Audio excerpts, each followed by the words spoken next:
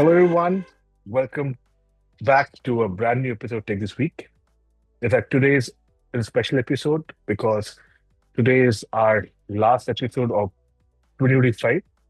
And obviously, I'll come back in 26 with new perspectives, new insights, because tech, as we all know, keeps us on our toes, literally on a daily basis. But before we step into 2026, I thought let me try to make today's episode a little special. It's a throwback to the year that it was, and try to broadly categorize these stories through the lens of people, process, and technology, right? PPT. And that's one fundamental way of looking at things. I'll start with technology. And if I have to start with technology, I think I cannot do without talking about AI because AI not only took center stage, it was literally everywhere. You know, one crucial development was obviously AI agent, which could plan tasks, connect tools, complete workflows without human nudging. But a lot more has happened in this year. Uh, in terms of drug discovery, fraud detection, hyper personalization, or white coding. So 25th actually can be called the year of AI coming on its own, right? And very, very significant. It truly was a disruptor, but all's not well in the world thanks to AI because Mirror today we also saw, many, many people, especially white collar roles, uh, being, they're losing their jobs. Roles were cut off as, AI took over, analysis, documentation, customer support, intercoding. These some of them that come to my mind. There are many more roles which were uh, taken off. So, and for all this disruption to take place, obviously there are few uh, really muscling their way through. I think NVIDIA kind of became the face of the AI infrastructure boom. And in what capacity? For a company, I mean, the story is it's a story made of legends. India crossed the $5 trillion valuation, uh, and that says a lot about the impact that it has on the AI boom, right? So it made one thing very clear that no matter what you were building with AI, everything finally boiled down to compute. But that's not where the story ends, and that's the interesting part.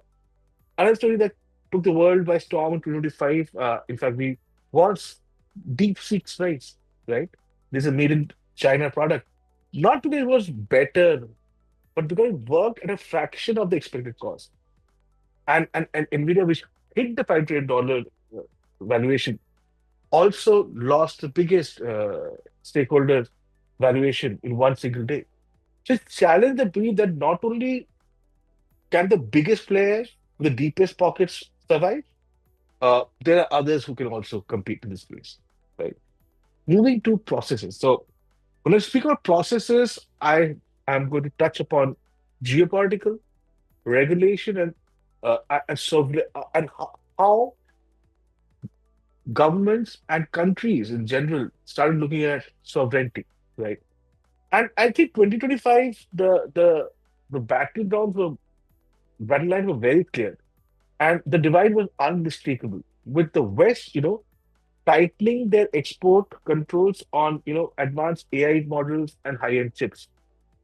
But ease was not to be taken lightly as well. So China pushed domestic AI stacks like DeepSeek, like I said, uh, to reduce dependence. Russia focused on sovereign defense tech, and India also did its bit. It, for instance, it accelerated its local semiconductor labs. It backed these production-linked incentive backed manufacturing processes, and so on and so forth. 2020 was the year when it stopped being about who innovated faster, actually, but it became about who could afford to depend on them, right? So. that was there. Then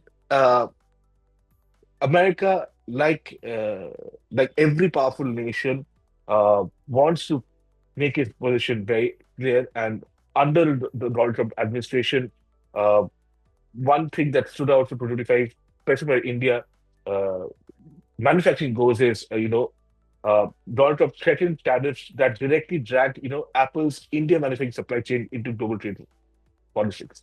So it actually showed us, how consumer technology, for instance, had become a lever of geopolitical negotiations, and it was not just merely a business decision.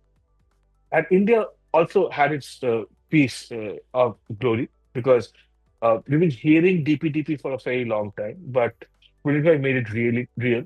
DPTP, as we all know, is Digital Personal and Digital Protection Act. So from it moved from being merely a legislation to an enforcement with actual penalties and compliance timelines shared. Right now, moving on to the last leg of the chapter, and the most important, in my humble opinion, people.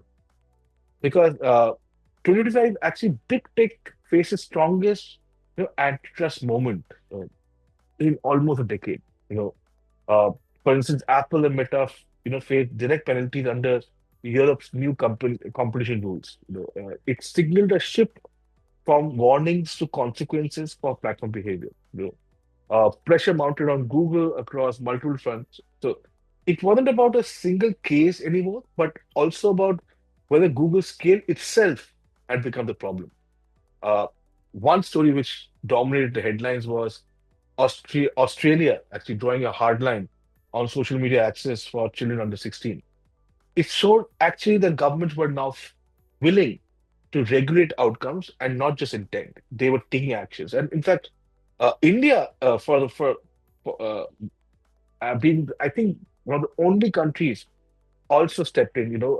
We saw India mandate a state-run cyber safety application on all new smartphones sold in the country. It was a clear signal, that digital boundaries were extending beyond networks and platforms, right down to devices in people's hands.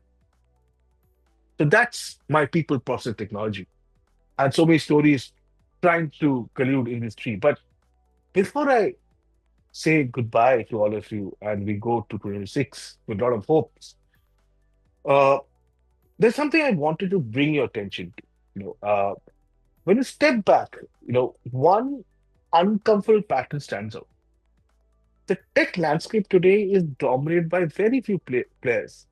And almost every major story, you can see across the stories that I spoke about, every major story traces back to the concentration of power, right? Money, compute, platforms, and influence sit with a handful of entities. You think through. I will not name them again. Just a few that come to your mind, right? And they become so powerful that even the biggest global tech narratives revolve around them, right? Everything kind of seems to be around them alone. Who gets attention, who shapes markets, and who sets the rules is increasingly determined by money and muscle. And that, my friends, there's a much bigger and larger question. How do we make this a more level playing field for everyone else? Because everyone else do matter. It's not insignificant, irrelevant, or being small. But people who are listening, people who are powered, the takeaway for 25 is simple. The center of gravity in tech is shifting, right? And the way different stakeholders, which includes, all of us, respond to the shift will shape the next year and probably the next decade, how it looks like, right? But with this optimism, I wish you all the very best. I look forward to seeing you in 2026. Bye for now. In advance, wishing all of you a very happy new year.